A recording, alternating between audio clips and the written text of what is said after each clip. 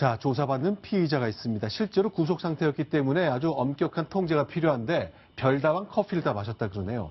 그러나 이 별다방 커피는 우리가 알고 있는 그냥 다방 커피는 아니고 좀 더 좋은 거라고 하는데 어떤 얘기인지 좀 알아보겠습니다. 이동영 차장. 네.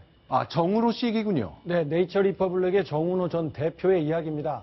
지난해 9월에 100억 원대 도박한 혐의로 서울중앙지검에 구속이 됐었는데요. 네. 9월에 구속되고 연말까지 추가 조사를 받는 과정에서 이 중앙지검에 조사를 받으러 나갔을 때 그때마다 측근들을 만나고 음식은 물론 유명 브랜드의 커피까지 마시는 그런 네. 특혜를 누렸다라는 내용이 보도가 됐습니다. 그러니까요. 보통 이 검찰은 구치소에 구속된 사람을 계속 불러내므로써 귀찮게 만들어서 괴롭힌다. 이런 것이 이제 이른바 법조에서의 속설이잖아요. 근데 이 경우는 구치소에 구속된 정은호 씨는 검찰청에서 불러내면 불러낼수록 맛있는 커피 마시고 맛있는 도시락 먹고 뭐 이렇게 만들어줬다는 얘기잖아요.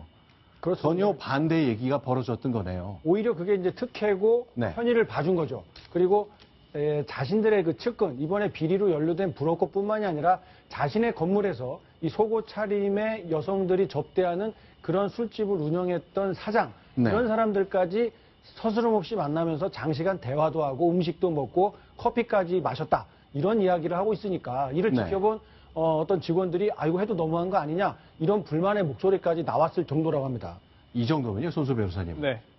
담당 검사가 이렇게 진행되는 거 알았다고 봐야 됩니까? 당연히 알았을 것으로 보입니다. 그렇겠죠. 예, 검사가 재속하지 않은 상황에서 네. 수사관만 단독으로 이제 수사관만 있는 데서 조사를 할 수는 없거든요. 그래서 네. 뭐 방 안에 있던가 아니면 옆 책상에 앉아 있더라도 검사가 네. 있어야 됩니다. 더군다나 좀 전에 그 자막도 나왔습니다만 이게 그 특혜면회라는 표현이 상당히 좀 정확한 것 같습니다. 왜냐하면 당시에 그 정은호 대표에 대해서 조사를 하면서 또 다른 참고인들을 같이 불러서 뭔가 그들의 그런 범죄 사실을 밝히기 위한 조사를 한 것이 아니라 그런 형식을 취했지만 실질적으로는 이제 그 자유롭게 만나서 이야기를 할 수 있는 시간을 줬다고 한다면 그거는 굉장한 그 임무 위반이라고 볼 수 있겠고요. 또한 공범들이 같이 기소되거나 아니면 그 같이 그 체포됐을 경우에는 네. 따로 분리시킵니다. 네. 따라서 같이 만나서 이야기할 수 있는 시간을 주지 않는 것이 원칙인데 이처럼 범죄에 연루됐을 가능성이 높은 측근들을 불러가지고 한 곳에서 그 다른 곳도 아닌 검찰에서 이야기할 수 있게 줬다고 한다면 만약 사실이라고 한다면은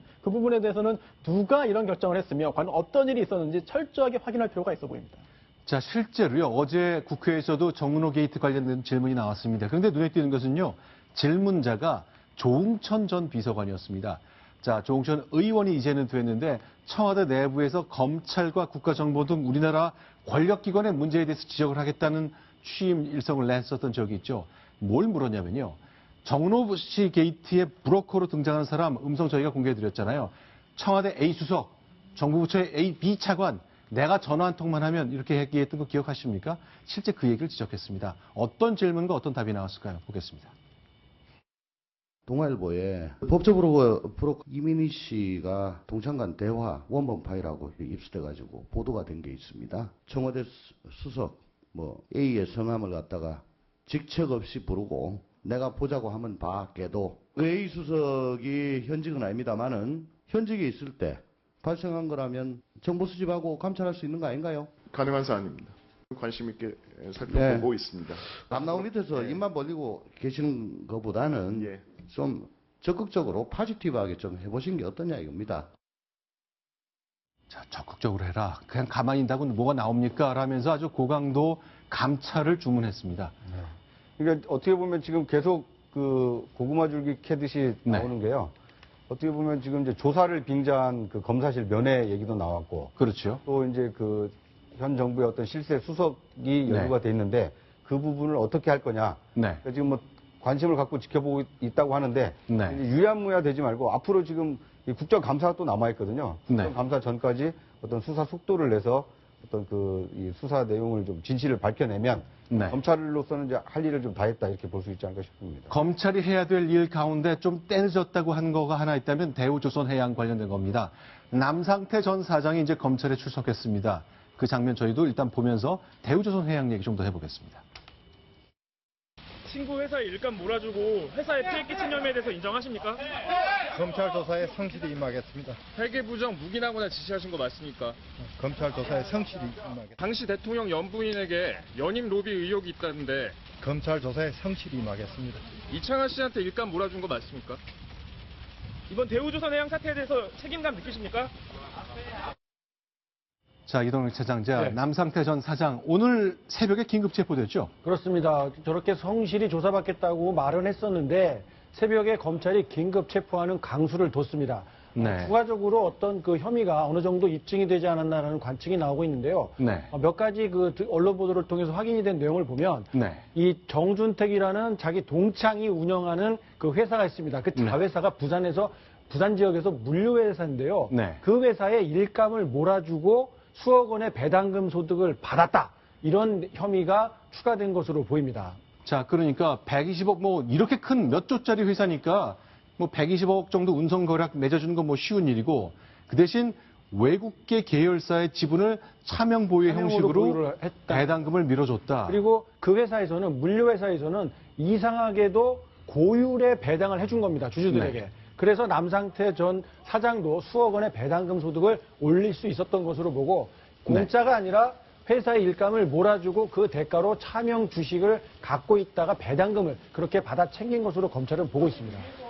자, 그런데 이제 눈에 띈 것 중에 하나가 이렇게 문제가 되니까 대학교 동기 동창이 하는 이런 일이니까 마치 이런 일이 없었던 것처럼 정상 거래를 가장해서 차용증까지 썼다. 이거는 약간 검찰 수사 과정에 증거를 좀 없애려는 행위로 보여지는 거 아닙니까? 네, 그렇습니다. 이제 증거 인멸의 가능성이 혐의가 있는 거 아니냐라는 네. 그런 그 의혹이 제기되고 있는데요. 네. 그러다 보니까 이제 그 구속영장 청구 및 발부 가능성도 점점 더 커지는 것 같습니다. 왜냐하면 모든 경우에 구속영장이 발부돼가지고 구속 수사를 받는 것이 아니라 원칙은 불구속 수사입니다. 하지만 증거 인멸의 가능성이 있거나 아니면은 그 혐의 사실이 상당히 소명되고 또한 또 범죄 사실이 중대한 경우에는 충분히 영장 발부될 수 있거든요. 그런데 이 남상태 전 사장의 경우에는 새로운 정황 사실이 드러나면서 범죄 사실의 소명 정도가 올라가고 있고 또한 범죄도 굉장히 중대한 혐의를 받고 있고 거기에 더해서 이번에 증거 인멸 정황까지 드러났다고 한다면 생각보다 구속영장 발부 가능성이 계속해서 점점 더 크게 변화되는 것이 아닌가라고 생각이 됩니다.